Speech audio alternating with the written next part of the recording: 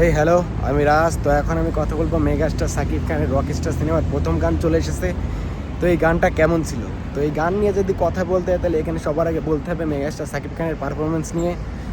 তো যেটা কিন্তু দুর্দান্ত লেগেছে আমার কাছে, কারণ মেগাস্টার সাকিব খানের এখানে যেভাবে প্রেজেন্ট করা হয়েছে, এখানে মেগাস্টার সাকিব খানকে দেখতে কিন্তু অনেক বেশি ইয়াং লাগছে। প্লাস তার যেই ধরনের এক্সপ্রেশন, সে একটা টাইমে দেখবেন যে গলা দিয়ে একটা মানে শ্বাস নেয়, সেই শ্বাসটা নেওয়ার সময় তার গলার একটা মানে অন্যরকম একটা বিষয়টা দেখতে এত পরিমাণে ভালো লাগে, মানে তার অভিনয়টা একেবারে পুরোপুরি ফুটে ওঠে।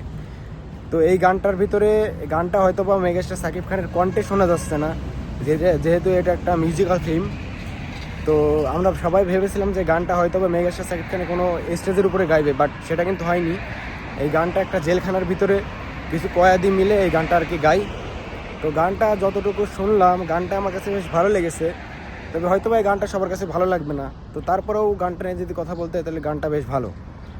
তো গানটা হয়তো আমাদের জেনারেশনের জন্য বানানো হয়নি, তবে গানটা যতটুকু শুনলাম, এতে করে আমার মনে হলো যে এই গানের ভিতরে মেগাস্টার সাকিব খানের যে অভিনয়টা, এখানে মেগাস্টার সাকিব খানের অভিনয়টা দেখার জন্য হলেও এই গানটা দেখতে হবে। তো এই ছিল আমার মন্তব্য এই গান নিয়ে। আপনাদের কাছে কেমন লেগেছে সেটা প্লিজ কমেন্ট বক্সে জানাবেন। আর হ্যাঁ, আপনারা যদি আমার চ্যানেলে নতুন হয়ে থাকেন তাহলে প্লিজ লাইক অ্যান্ড সাবস্ক্রাইব।